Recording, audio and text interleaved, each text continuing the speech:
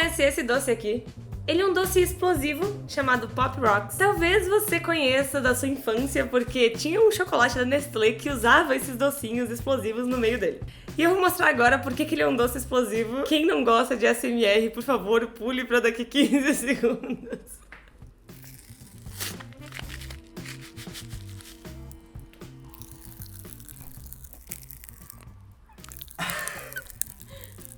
E por mais incrível que pareça, essa explosão que esse docinho tem, ela não é proveniente de uma reação química. Os principais ingredientes desse doce, quando a gente vem aqui procurar no pacote, são açúcar, tempero, xarope de milho e dióxido de carbono. Isso mesmo. Aqui dentro tem CO2, porque isso daqui é chamado de doce carbonatado. E é por isso que eu tô usando esse docinho para explicar sobre pressão de um gás. Então nesse vídeo, ao mesmo tempo que você aprende sobre pressão de um gás, tu vai entender mais sobre como é a magia por trás desse docinho. Bora nessa! Sejam muito bem-vindos a esse canal, onde eu falo sobre várias curiosidades do mundo e sempre coloco a química ali como a razão de tudo isso. E nesse vídeo eu vou explicar sobre pressão de um... Opa! Ei, professora, rapidinho aqui eu queria falar uma coisa com o pessoal. Mas é bem rapidinho mesmo. Bem rapidinho porque eu tô aqui no meio do vídeo. Eu queria falar pro pessoal se inscrever no canal. E o canal é tão bom, né? Vamos lá, se inscreve no canal, gente. Vem se inscreve no canal, gente. É verdade, gente.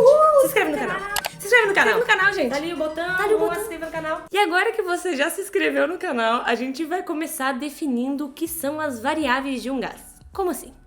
Um gás pode ter 3 variáveis: temperatura, volume e pressão. A primeira é a variável de temperatura, que eu acho mais tranquila porque ela tá no nosso cotidiano. Então entender o que seria aquecer ou resfriar um gás, eu acho que é mais tranquilo mesmo. A segunda é a variável de volume, então tá ali atrelado a questão de quanto um gás consegue expandir ou ser comprimido. E o gás é o estado da matéria que ele é expansível, ou seja, ele toma o volume que ele tiver. Então, se eu tenho 100 moléculas de CO2 e uma garrafinha de 500 ml, as 100 moléculas vão ficar lá. Se eu mudo para uma garrafa de 1 litro, elas já vão e completar 1 litro ali do volume. Mas é interessante falar que essas variáveis, elas se comunicam entre si, ou seja, uma altera a outra. Então, um exemplo é, nessa mudança que eu comentei de 100 moléculas de CO2 em 500 ml vai para 1 litro, contendo ainda 100 moléculas, ela só está mudando o volume. Então, uma coisa que vai estar alterando ali, se a temperatura fica constante, é a pressão. Então, a pressão diminui naquele recipiente fechado.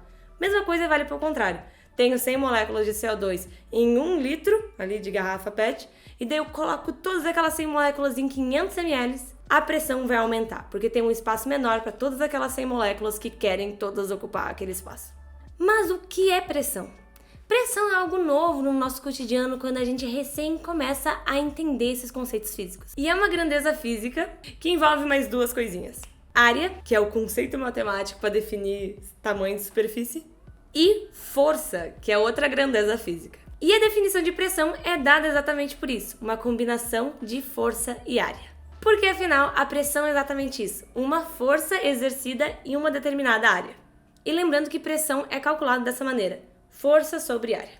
Agora vamos entender como um gás é capaz de exercer pressão. Um gás é composto por moléculas, e no caso a gente pode pensar moléculas como bolinhas.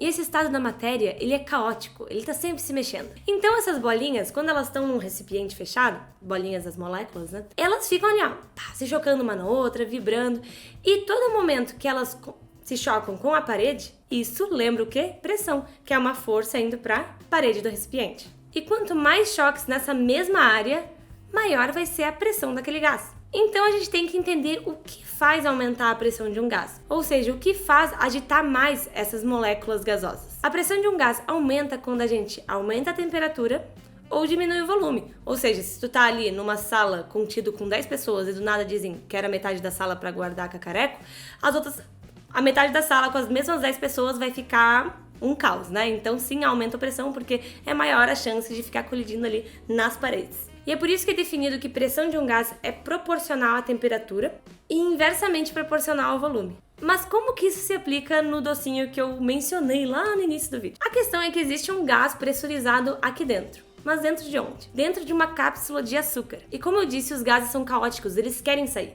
Então, ainda mais que está pressurizado, né? Eles estão querendo muito sair dessa cápsula de açúcar, que é forte o suficiente para manter eles ali dentro, até o momento que entra em contato com sua boca. A saliva da boca, que é majoritariamente água, ela dissolve o açúcar do docinho. E conforme vai dissolvendo, a parede ali que também serve para segurar esse CO2, ela vai ficando mais fina, até um ponto que a pressão que tem dentro da cápsula, a pressão de CO2, é forte o suficiente para estilhaçar todo aquele açúcar e fazer esse efeito de clec, clec, clec, clec. E um adendo legal de falar é que a pressão aqui dentro que eles usam para fazer esse doce é de 600 psi. Se não me engano, psi é a unidade que usa para bicicleta também. E para bicicleta eles colocam 40 psi. Então, tipo, é muita coisa. Mas, como eu disse, é seguro. Não se preocupe. Não é perigoso. Isso que eu falei não tem nenhuma reação química envolvida. E quando a gente fala que algo tem uma reação química, que não é o caso daqui, a gente fala que tem... é porque teve uma mudança na estrutura química. Por exemplo, aquele experimento do vulcão que várias pessoas já fizeram na Feira de Ciências, de fazer bicarbonato de sódio junto de um ácido, de fazer... aquilo é uma reação química. E você está produzindo CO2. Mas o CO2 que existe ali ao final, como produto, é proveniente de uma reação química.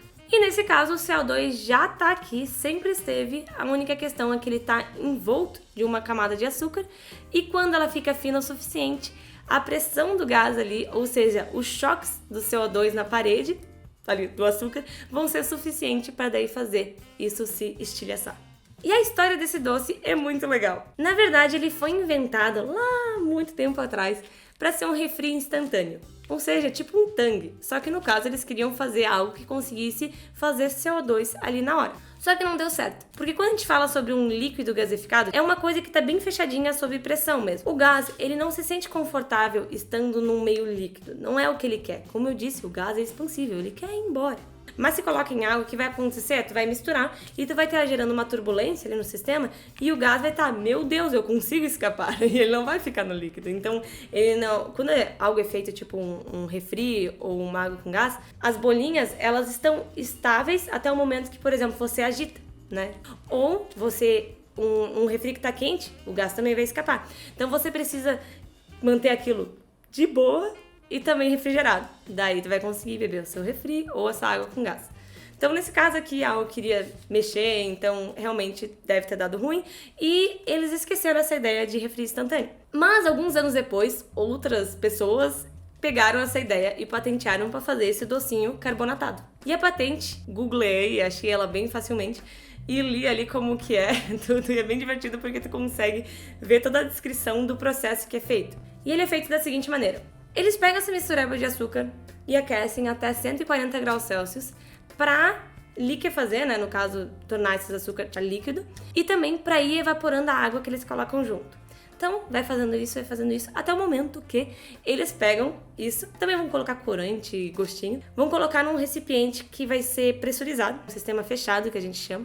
E daí é ali que eles colocam esse CO2 que está a 600 psi. E conforme eles vão colocando o CO2, eles vão resfriando também o sistema.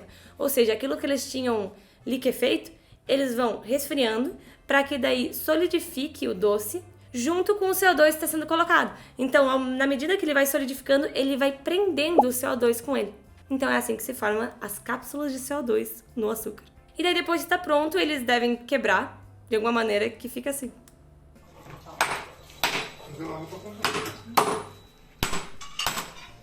E o legal dessa patente, cara, eu me diverti lendo a patente, eu fico tipo, eu não tenho mais nada pra fazer, mas... É que tem uma parte que fala de como eles fazem a análise de qualidade disso, que é pelo diâmetro das bolinhas de CO2. E daí é permitido que seja de 5, acho que é micrômetros, até 225 micrômetros. Nem mais, nem menos. E sim, dá de ver no microscópio. E daí é assim que também eles fazem essa análise de qualidade. E outra coisa que eles falam é que as bolinhas muito pequenas, elas não contribuem pro fator explosivo. Eu acho muito massa que é um artigo científico ali falando de coisas de docinhos explosivos.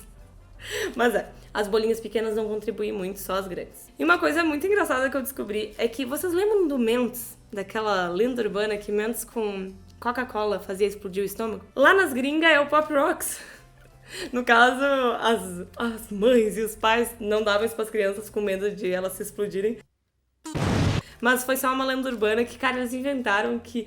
Um cara que fez um comercial famoso de cereal quando era pequeno, quando ele cresceu, ele morreu porque ele comeu Pop Rocks. Tipo, o cara tava vivo, ninguém sabia. Mas já que é os anos 2000, gente, ninguém consegue se comunicar e falar a verdade, né? Mas é pra isso também que existe o Mythbusters, que, olha só, o primeiro episódio deles foi pra debunk esse mito, que é que o Pop Rocks explode estômagos. E o jeito que eles fizeram foi bem legal, que eles pegaram o estômago de um porco e colocaram ácido clorídrico, já que é o ácido que a gente tem. Daí colocaram Pop Rocks e Coca-Cola, e daí viram, não, explodiu, tudo certinho, e daí busted. Esse mito foi verificado que é mentira. E outra coisa é pensar se é possível fazer em casa o Pop Rocks. Tem vários vídeos no YouTube de uma galera tentando. E daí tu vai pensar, como é que eu vou fazer, né, aqui na minha casa um sistema pressurizado desses? Não é perigoso? Sim, é. Por isso que ninguém nunca fez dessa maneira. A galera tenta fazendo de maneiras diferenciadas, ou seja, o que é possível numa cozinha caseira. Lembra que eu comentei do bicarbonato de sódio lá no experimento do vulcão? O bicarbonato de sódio, quando misturado com um ácido, eles produzem CO2. Então, algumas receitas que tem aí na internet é que você faça lá a tua mistura de açúcar, liquefeito, enfim, e quando começar a resfriar, no caso tu vai misturar também o bicarbonato de sódio junto com o ácido cítrico, porque daí o ácido cítrico é o que eles usam nas receitas para deixar esse gostinho ácido. E daí vai começar, da mesma maneira que reage, né, o bicarbonato de sódio junto com o ácido cítrico, a produzir CO2 e você vai torcer para que o açúcar prenda alguma coisa disso. Claro que, parece que dá certo, mas não vai ficar tão potente quanto é um que é feito sob controle, enfim. E aí, já tinha ouvido falar desse docinho ou até mesmo provado? Ficou com medo de provar esse doce? De explodir o seu estômago? Espero que não, porque agora você sabe que é de boa. E no máximo, se você comer e fechar sua boca, vai acontecer, sei lá, algo assim que o CO2 começa a produzir. Mas é isso, gente. Se ficou curioso por mais alguma coisa, algum detalhe que eu falei, deixa aqui nos comentários. E não esquece de deixar seu like se você curtiu o vídeo. E eu te vejo no próximo vídeo. Falou!